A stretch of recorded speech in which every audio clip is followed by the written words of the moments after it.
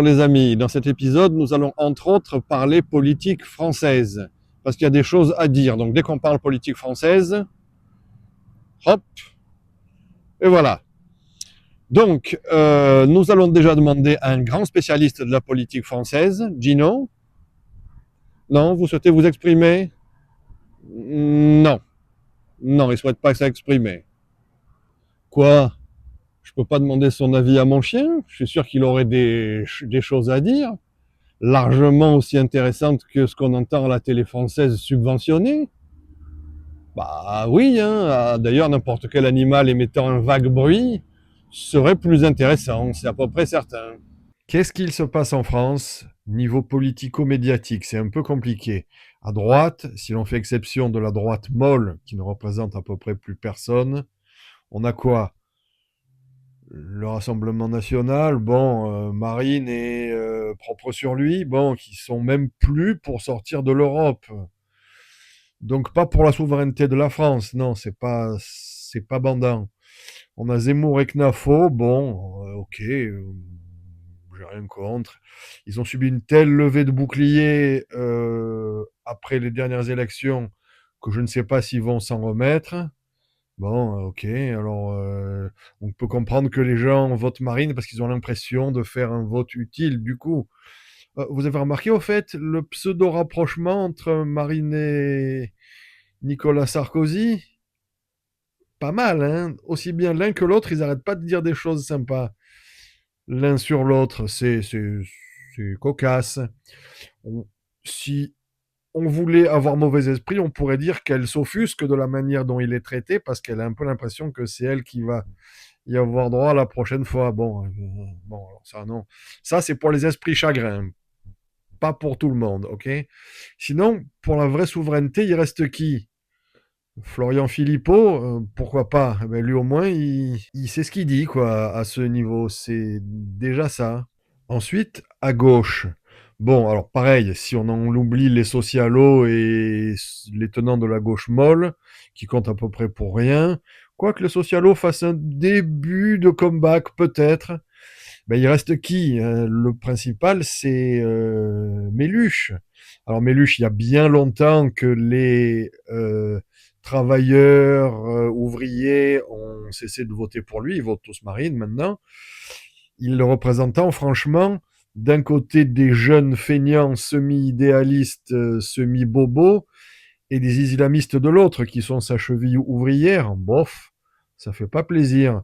Et à part ces deux populations dont il est l'idiot utile, il n'y a pas grand monde qui croit en lui, hein, il faut le dire. Hein. Alors, on pourrait citer Clémenceau qui disait si on n'est pas de gauche à 20 ans, on n'a pas de cœur, et si on est toujours de gauche à 40 ans, on n'a pas de tête. Pas mal. Une autre chose qui est assez exclusive à la France d'une certaine façon, c'est les sans-papiers qui manifestent dans la rue, qui manifestent officiellement. Ou, à part en France, les gens qui sont là illégalement peuvent manifester. On est mort de rire. Alors c'est quoi la suite?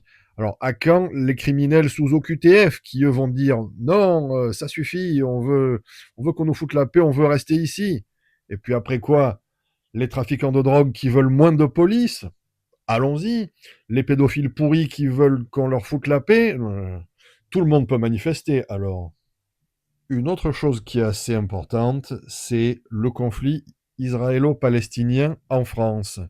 Alors pourquoi est-ce que ça se passe en France tout ça? Qu'est-ce qu'on en a à foutre? Qu'on soit pro-palestinien ou pro-israélien ou pro-Hamas ou quoi? Qu'est-ce que ça a à voir avec la France, vraiment? Mais vous voulez manifester? Allez manifester là-bas, plutôt que d'être dans les beaux quartiers de Paris. Alors évidemment, ceux qui vont en bateau ont quelques déboires avec la marine israélienne. Ah bah oui, c'est comme ça. Mais voyons une réalité que les gens n'aiment pas entendre. Personne ne veut des Palestiniens, surtout pas les pays musulmans, hein, surtout pas les pays musulmans. Le mur qui sépare la Palestine de l'Égypte est 2 fois plus gros que celui qui sépare Israël de la Palestine. C'est significatif quand même. Quant à la communauté LGBT qui manifeste pour les Palestiniens, ça c'est juste fantastique. Mais franchement, Allez donc à Gaza voir l'accueil que vous avez. Alors si vous aimez être pendu d'une grue ou balancé d'un immeuble, mais faites-vous plaisir. Étrangement, Israël n'a rien contre vous. Ah oui, bon ben oui, alors from the river to the sea, mort de rire. Une autre chose très exclusive à la France et très étrange, c'est la bande à Méluche. Alors là, on comprend quasiment plus rien. Normalement, quand on est censé être un leader politique de premier plan, on essaie d'être représenté par des gens qui sont pas trop nazes, quoi, qui présentent pas trop mal, qui savent à peu près parler. Eh ben, pas lui. Lui, entre les illettrés, il y en a, hein, et le gars de Marseille, quand il lit un truc, on voit qu'il comprend pas, il coupe pas les mots aux bons endroits et tout, ça va pas du tout, hein. Il y a des indigents du cerveau, des incultes, il y a des hystériques pro-Hamas qui ne parlent que de ça, qui n'ont rien à foutre des affaires de la France. Il y a un pédophile dégueulasse qui dirigeait un réseau pédophile, mais un ancien vendeur de drogue, mais qu'est-ce que c'est cette histoire? Alors, je suis pas particulièrement religieux moi-même, je vais pas à la messe tous les jours, loin s'en faut, mais alors, s'entourer vraiment des plus dégueux, ça revêt presque un côté diabolique d'une certaine manière. Oui, je sais, c'est un peu tiré par les cheveux, mais bon, pourquoi s'entourer particulièrement des plus pourris et des plus lamentables? Mystère.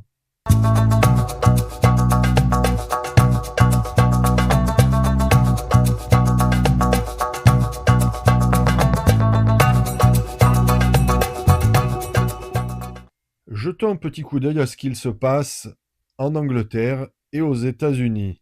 Et on peut dire que dans tous les cas qu'on va aborder, eh bien, il y a une chose très importante et ça s'appelle le deux poids, deux mesures. C'est pas exclusif au monde anglo-saxon, on a pareil en Europe, bien évidemment. Alors, prenons déjà le cas de la petite Ukrainienne qui a été massacrée dans le métro en Caroline du Nord par un mec drogué, pourri, multirécidiviste, qui aurait dû être en tôle et compagnie. Bon, alors, en plus, c'était plus ou moins raciste, si on en croit un des commentaires qu'il a dit juste après. Enfin, si on en croit, non, ça a été enregistré, donc on est bien obligé de savoir qu'il l'a dit. Mais bon, c'est tout ça est quand même catastrophique, quoi. Les médias n'en ont pas parlé, ou très très peu, ou ont attendu des semaines. Et c'est un truc juste abominable qui s'est passé. On ne peut que être triste pour la pauvre fille qui avait rien demandé, qui s'est assise dans le métro juste devant un gars qui somnolait. Il a déplié un couteau, il l'a poignardé à la gorge, elle a rien vu venir, ce qui est normal. Et ben, elle est morte, quoi. Voilà. Et il y a certains médias américains qui ont dit oui, deux destins qui se croisent, ceci, cela, deux destins qui se croisent. Putain. Et évidemment, il a fallu qu'ils disent I got this white girl, ce qui est concrètement un truc raciste. Faisons le parallèle avec l'affaire Floyd. Là, la couverture médiatique était monstrueuse. Tous les États-Unis sont partis en live complètement. Ça a eu un retentissement et des conséquences incroyables. Et ça a surtout mis dans la tête des gens que les Blancs sont racistes. C'est Floyd, enfin, c'est Floyd, c'est pas Floyd lui-même, bien évidemment. C'est l'affaire Floyd qui a posé les bases de ça. Les Blancs sont racistes. Du coup, le gars assassine une fille qui demande rien et il dit I got this white girl. Pas bien cool. Donc évidemment, deux poids, deux mesures. Irina, on n'en parle pas trop et on minimise à mort. Floyd, tout est différent. Sinon, un truc assez intéressant, c'est Charlie Kirk aussi. Un gars qui était républicain. Alors ça, évidemment, ça passe très mal, hein. Pour les gauchos, c'est très mal vu. Il allait au contact des gens, notamment dans les universités. Les gens venaient lui parler, tout ça. C'était, c'était relativement cool, quoi, comme manière de faire.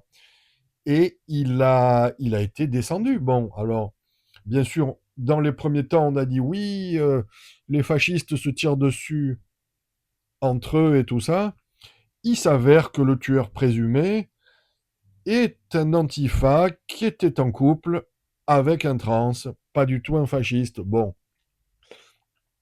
alors, qu'on aime ou pas le personnage ou ses idées ou quoi que ce soit, on ne tue pas les gens quand ils pensent pas comme vous, ok? Pas bien. Répondre aux gens quand ils pensent pas comme vous, bien. Leur tirer dessus quand ils pensent pas comme vous, pas bien. Voilà. Alors, un des arguments de cœur que je trouve assez rigolo, c'était être cool, c'est pas être de gauche. On a l'establishment, la presse, la Silicon Valley, Hollywood, tout ça est de gauche. Non, être cool, c'est le contraire de ça. Voilà, bon, alors ça, qu'on aime ou pas, c'est significatif. Ensuite, sur un ton, on va dire, apparemment plus léger, on a Sydney Sweeney. Alors, elle, c'est une actrice qui est pas très connue, en fait. J'avoue que j'avais très vaguement entendu son nom avant cette affaire. Je savais même pas la tête qu'elle a. Maintenant, tout le monde la connaît, tout le monde sait qui c'est devenu une star. Hein. Alors, pourquoi est-ce que tout le monde la déteste?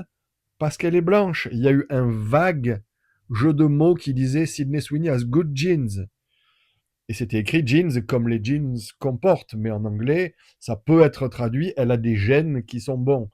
Alors là, levée de bouclier abominable. Tout ce qu'on peut lui reprocher, c'est d'être blanche. Elle est même pas très belle, cette fille. Elle est pas mal. Bon, on va dire c'est la jolie américaine. On en croise 35 par jour, des 10 fois plus belles, quoi. Bon, voilà. Mais, par contre, elle est blanche, donc dire she's got good genes, c'est évidemment abominablement raciste. Alors, on va stopper les conneries quand même. Hein. Et vous avez remarqué, enfin, non, vous l'avez peut-être pas vu, d'ailleurs, je ne sais pas si ça passe trop en France, il y a eu une contre-pub, entre guillemets, avec Beyoncé, pour dire, ouais, en fait, elle est mieux à tous les niveaux et tout ça. Et la pub est pitoyable. Pitoyable. Ça sent le truc fait à la va-vite pour contrer quelque chose qui est une vague de fond monstrueuse. Et que ça soit Sydney Sweeney ou la marque American Eagle, ça leur a fait une pub monstre. Alors, il y a eu également des déchaînements de haine monstrueux, mais monstrueux, inimaginables, quoi. Disant que, bien sûr, c'était fasciste, mais que Sydney Sweeney était horriblement laide, ce qui est quand même faux, faut quand même le dire. Elle n'est pas incroyable, mais elle est loin d'être moche. Il y a eu des déchaînements, mais incroyables. Donc ça, c'est nul. Voilà, on ne peut pas faire quoi que ce soit sans qu'il y ait tout de suite une coloration, enfin si on peut utiliser ce mot, on va dire oui, on peut dire une coloration politisée et raciale à absolument tout ce qu'on fait, c'est quand même lamentable. Deux affaires significatives qui viennent de se passer en Angleterre cette fois. Alors, bon, vous avez tous vu la jeune écossaise de peut-être 12 ans qui sort avec une hachette dans une main et un couteau dans l'autre et qui dit à un gars, fous la paix à ma petite sœur. Il s'avère que c'est un migrant musulman d'origine bulgare et qu'il venait harceler une fille de 7 ou 8 ans. Et il a fallu que ça soit une gamine de 12 ans qui sorte pour la défendre. Mais la question qu'on se pose, c'est où sont les adultes, où sont les parents, les voisins, les passants, qu'on voit un truc pareil et qu'on est un passant, on se doit de faire quelque chose quand même. Sinon, ça ne veut rien dire. Et qu'est-ce qui s'est passé? Qui a été arrêté sur ce coup-là? Est-ce que c'est le mec qui harcelait un enfant, limite un bébé? Non, c'est la gamine, parce qu'elle avait un couteau à la main. Elle a été arrêtée par les flics en grande pompe. Et bien sûr, on a dit oui, il ne faut pas se faire justice soi-même et tout. Le gouvernement est là pour vous protéger. Et bien évidemment, on sait tous que c'est faux, parce que là, on en vient à la deuxième affaire, c'est les Groomers Gang, les gars qui s'en sont pris à des dizaines de milliers de gamines en Angleterre pendant des années, et ça a été couvert par le gouvernement et la presse. Euh, des dizaines de gamines, et c'était officiellement raciste, parce que c'était des Pakistanais, et ils s'en prenaient à des blanches. Parce qu'ils ont commencé par s'en prendre à des indiennes ou des pakistanaises comme gamines. Et ils ont vite réalisé que c'est les gens de ces peuples qui sont d'une certaine manière plus évolués que nous. Plutôt que d'aller direct chez les flics, ils cherchaient les gars pour leur foutre sur la gueule. Ah, ils se sont dit, ah non, ça pose un problème. Ils ont regardé les blancs et ils ont dit, ah mais les blancs, eux, dès qu'il y a un truc, ils vont chez les flics, donc c'est bon. Et il y a des dizaines de milliers de gamines qui ont été victimes de ces gars-là, des viols en réunion, des machins, des trucs abominables, tout en les traitant de salles blanches, hein, pendant qu'ils les violaient à je sais pas combien, et des fois des gamines de moins de 10 ans, ils les traitaient de salles blanches. Agréable, quoi. Et tout ça dans un silence assourdissant de toute la presse. Pourquoi? Parce qu'il ne fallait pas dire ah, mais comment? C'est des migrants? Ah, c'est tous des Pakistanais? Ah, c'est fait sur un mode, entre guillemets, où ils choisissent les victimes en fonction de leur couleur? Parce qu'évidemment, ben ça, c'est raciste, hein. Eh ben, comme l'Angleterre ne voulait pas que ça sorte sous cette forme-là, ils ont préféré ne rien dire pendant des années et des années. Donc, ça a pu continuer. Et pour tout ça, pour ces deux affaires, on peut dire une chose. Merci, monsieur Starmer, qui a été fantastique sur ce coup-là. Alors, voyons maintenant ce qui se passe dans les médias, et notamment sur les réseaux sociaux et en ligne. Alors, on a, depuis la mort de Charlie Kirk, des dizaines de milliers de gens qui se réjouissent sur les réseaux sociaux et qui font leur propre petite liste de gens qu'ils souhaiteraient voir mourir dans les mêmes conditions. C'est fantastique, non? Alors, la plupart du temps, c'est quand même des larves à cheveux bleus, complètement hallucinés et débiles, et complètement influencés par des thèses qui leur disent mais si les gens ne sont pas comme vous, ne pensent pas comme vous, ils méritent la mort. Voilà. Bon. Alors si c'était que en ligne sur les réseaux sociaux, qui est quand même la terre d'élection des débiles profonds, c'est une chose. Mais au niveau politique, on a vu que personne n'a respecté la minute de silence, que ça soit au Parlement européen, en Angleterre, aux USA. Personne n'a respecté la limite de silence. Enfin, personne, on va dire, les gauchos en tout cas, ne l'ont pas respecté. Par contre, par rapport à l'affaire Floyd, alors là, il fallait rien dire, hein, et je précise, tout en étant assez fier, que les gens de droite, ben, eux, ils n'ont pas interrompu la minute de silence. Personne concernant Floyd. Mais bon, toujours pareil, les gauchos faisant partie du camp du bien, ah ben, eux, ils ont le droit de faire ce qu'ils veulent. Forcément, ils ont raison, les autres ont tort. C'est la vie. D'ailleurs, un influenceur de droite aux États-Unis dénonce les gens qui font ça. Et il y en a plein qui perdent leur job. C'est-à-dire, pendant le week-end, ils se réjouissent de la mort de Charlie Kirk. Le lundi, leur patron a un email. Le mardi, ils ont perdu leur job. Ça, c'est quand même très bon. Et on ne peut pas parler de médias sans aborder l'audiovisuel français, qui est subventionné à hauteur de 4 milliards d'euros par an. Alors, je répète, pour que ça rentre bien dans les têtes, 4 milliards d'euros par an, et tout ça, pourquoi? Pour de la pub.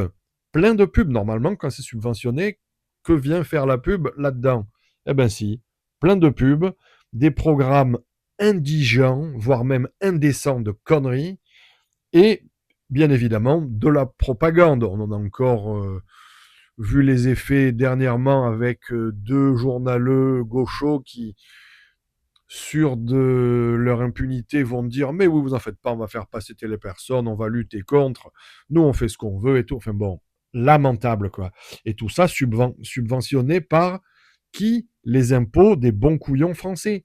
4 milliards d'euros par an. Mais si rien que ça, qui est une goutte d'eau, hein, ça allait à la réduction de la dette, mais ça serait déjà une bonne affaire pour la France. Après ça, dans la vie, on marche sur la tête complètement. Ceux qui mettent le drapeau français dehors, ou devant leur maison, ou à leur voiture, ou quoi que ce soit, sont fascistes.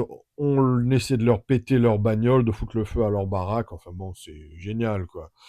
De même que tout ce qui est de droite est harcelé, agressé et tout. Les écrivains, les politiciens, les influenceurs, même les influenceurs, mais jusqu'aux filles, jusqu'à Thaïs Descuffon, Tatiana Ventose, qui vraiment font de mal à personne, quoi. Eh ben, elles sont harcelées, de temps en temps agressées et tout ça. C'est vraiment pas bien. Est-ce que c'est justifiable de s'en prendre à quelqu'un, voire de le tuer? Parce que les gens font des listes de personnes à tuer, où il y a bien sûr tous ces influenceurs et politiciens français. Donc, est-ce que c'est acceptable? Est-ce que c'est justifiable? Non. Non, non. Est-ce que les défenseurs de la liberté d'expression seraient à court d'arguments? Ah, ça c'est une autre question.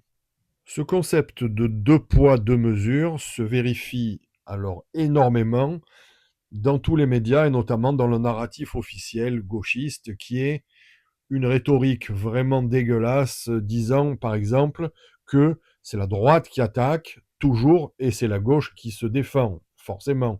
On voit ça clairement avec Israël Hamas, forcément. On voit aussi que bon, Floyd est la victime des racistes, tandis que Charlie Kirk, il l'a bien cherché.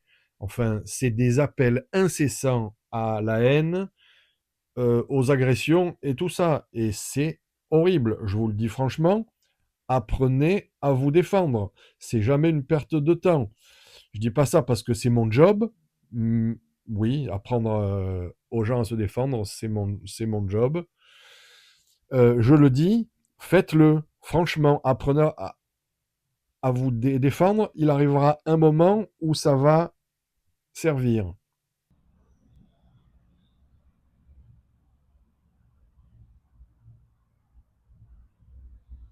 C'est moi ou on voit pas réellement la différence? Et maintenant, parlons d'un concept exceptionnel, la dissonance cognitive. Exactement, la dissonance cognitive. Qu'est-ce que la dissonance cognitive? C'est un drôle de concept. C'est être en contradiction entre ses valeurs et son comportement, par exemple. Donc, on adapte l'un des deux pour retrouver une cohérence psychologique. Eh oui. Et alors, ça donne des gens qui, confrontés à l'évidence, disent non, l'évidence n'existe pas. Et ça se manifeste dans tous les domaines. Les migrants sont positifs pour la France et pour le monde.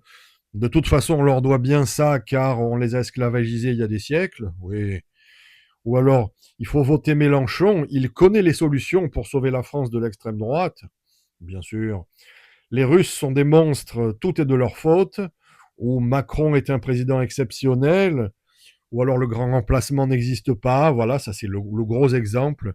Le grand remplacement n'existe pas. Ou l'inépuisable, l'insécurité en France est un fantasme. Un petit exemple à ce propos, combien de gens ont été enfermés, vraiment enfermés de la prison ferme, pour ce qu'ils ont posté sur les réseaux sociaux en Russie, à votre avis? Eh bien, moins de 50. Et combien en Angleterre? Plus de 4000. Et voilà, l'exemple le plus scandaleux de traitement médiatique manipulateur, c'est le parallèle qu'on peut faire entre, par exemple, George Floyd, qui pourrait être comparé au traitement qu'on a fait de l'affaire Naël en France. Exactement le même résultat pour le même genre de conneries. Et le jeune Thomas de Crépol serait, entre guillemets, au niveau américain, la mort de Charlie Kirk ou de Irina dans le tramway aux États-Unis. Donc voilà, d'un côté, le gentil est identifié et le pays part à feu et à sang, et c'est très bien. Et de l'autre côté, évidemment, on minimise autant qu'on peut. On dit oui, ceci, cela, finalement c'est pas si grave, finalement on sait pas s'ils n'ont pas été provoqués ou quoi que ce soit. Enfin bon, scandaleux et lamentable, mais on sait ce que c'est. Une autre manière de manipuler les gens, bien évidemment, est de les culpabiliser. Et ça, les médias français sont excellents pour ça. Alors, 4 milliards d'euros par an de subventions, tout ça pour un vaste camp de rééducation gaucho pour vous expliquer que vous êtes raciste, que la France a été un abominable empire colonial, pour vous reprocher que vous ne pensez pas assez au vivre ensemble, aux émigrés, aux pronoms des uns ou des autres, et en général pour que vous puissiez vous inventer un ennemi imaginaire, notamment les fascistes. C'est le plus simple et le plus courant. Et ça, c'est la réalité de la télé française et de la radio française, subventionnée pour vous laver le cerveau. Non merci. En conclusion, je citerai quelqu'un qui disait la gauche est l'antichambre du fascisme. C'était Léo Ferré qui était de gauche.